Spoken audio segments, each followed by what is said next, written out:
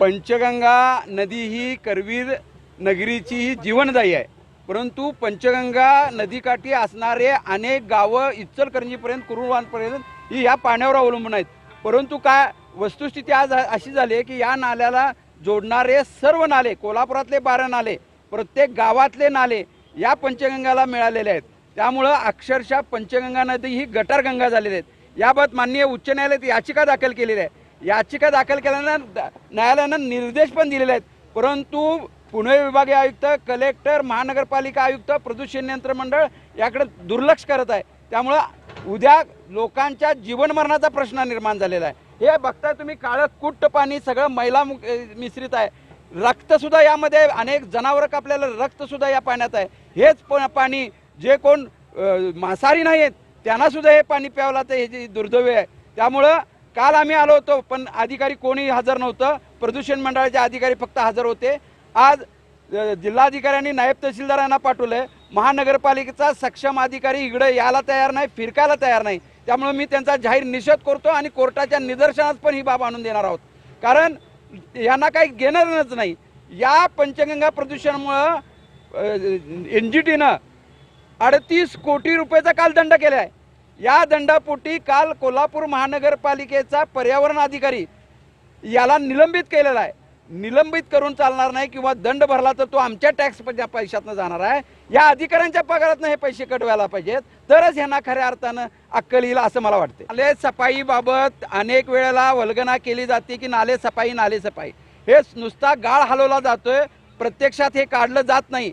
जर तुम्ही नाला सफाईतनं 27 टन प्लॅस्टिक काढलं म्हणताय, 27 टन जर तुम्ही या नाल्यातनं जर प्लॅस्टिक काढत असाल तर तुम्ही तुमचा कचरा उठाव होत नाही यावरून दिसतंय। 27 टन हे प्लॅस्टिक कुठून कोण टाकतंय? तर ही महानगरपालिकेचेच कर्मचारी या नाल्यामध्ये कचरा टाकतायत आणि हे सर्व पंचगंगामध्ये मिसळतंय। ही वस्तुस्थिती आहे। काल आजचा अहवाल हा आम्ही पंचनाम्यातनं रेकॉर्डवर घेऊ आणि ह्याबाबतचं सगळं मान्य उच्च न्यायालय यांच्यासमोर वस्तुस्थितीचा हा पंचनामा आम्ही समोर आणू आणि त्या पुढे काय न्यायालय न्याय देतं हे आपल्याला सांगू। पाहणीसाठी आलेला आहात तुम्ही, काय नेमकी परिस्थिती आता तुम्हाला दिसते, काय नेमकी अवस्था आहे आता पाहणी करण्यासाठी आलो जयंती नाल्यामध्ये पाण्याचा ओव्हरफ्लो दिसत आहे। कचरा काढण्याचं वगैरे काम महानगरपालिकेकडनं चालू आहे, पंपिंग पण चालू आहे। पण महानगरपालिकेच्या जे फडके पाटील आहेत त्यांनी सांगितलं की कालच्या थोड्याशा पावसाच्या ह्याच्यामुळं ओव्हरफ्लोचं प्रमाण झालेलं आहे, तर पाणी ओव्हरफ्लो होऊन जात आहे नदीमध्ये।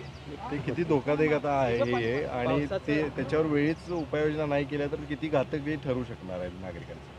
म्हणजे पाणी जे नाल्याला जातं आहे ते नदीला मिसळणारेच आहे, पण काही धोकादायक वगैरे हे आता मी तसं काय सांगू शकणार नाही। पावसाचं कारण देत आहेत, पावसाचं कारण तुम्ही 2 दिवसापासून काल देखील तुम्ही येतो होता, हो, तुम्हालाही पावसाचं कारण पडतंय, तेवढा पाऊस झालेला आहे असं वाटतं? ओव्हरफ्लो विषयी कसं आहे, ओव्हरफ्लोच्या आपल्या जसे वापर पाण्याचा वगैरे असतो तसा आपल्या सकाळच्या दरम्यान वापर पाण्याचा असतो, त्यामुळं पाऊस प्लस वापर हा दोन्हींच्या ह्याच्यामुळे ओव्हरफ्लो असू शकतो। कारण काल आम्ही होतो, काल ओव्हरफ्लोचा वगैरे तसा हे नव्हतं इथं। प्रदूषण नियंत्रण मंडळानं महापालिकेवर आतापर्यंत सगळ्या कारवाई केलेल्या आहेत, नोटिसा बजावल्या, बँक गॅरंटी जप्त केली, वीज कनेक्शन तोडलं, सगळ्या म्हणजे तुमचे सगळे कागदी घोडे नाचवून झालेले आहेत, तरीसुद्धा महापालिकेला गांभीर्य नाही, प्रदूषण नियंत्रण मंडळाला गांभीर्य नाही। आता पुढची कारवाई काय असणार आहे तुमची?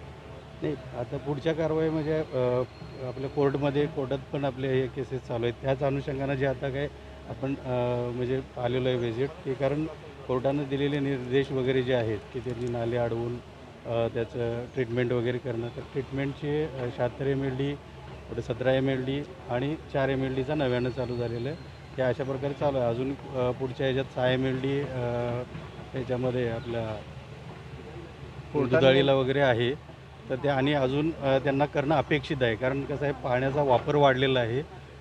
पूर्वीचा पाण्याचा वापर आता राहिलेला नाही, तर आता पाणी वाढत चाललेलं आहे आणि ट्रीटमेंट कमी पडत आहे। कोर्टाने नेमकं काय निर्देश दिलेत आणि काय नेमकी तुमच्याकडून अपेक्षा त्यांनी? कोर्टानं म्हणजे आपली ॲक्च्युली कसं आहे, सगळे पाणी जे आहे हे ड्रेनेज व्यवस्थेनं जोडलं गेलं पाहिजे STPला, पण ड्रेनेज व्यवस्था कोल्हापूरमध्ये 100% नाही आहे। त्यामुळे जे नाले आहेत नाल्यामध्ये ड्रेनेज येतं तर ते नाले अडवून त्याचं ट्रीटमेंटकडं जाणं अपेक्षित आहे. पण जी आत्ता सध्याची महानगरपालिकेकडे ट्रीटमेंट फॅसिलिटी आहे ती कमी आहे.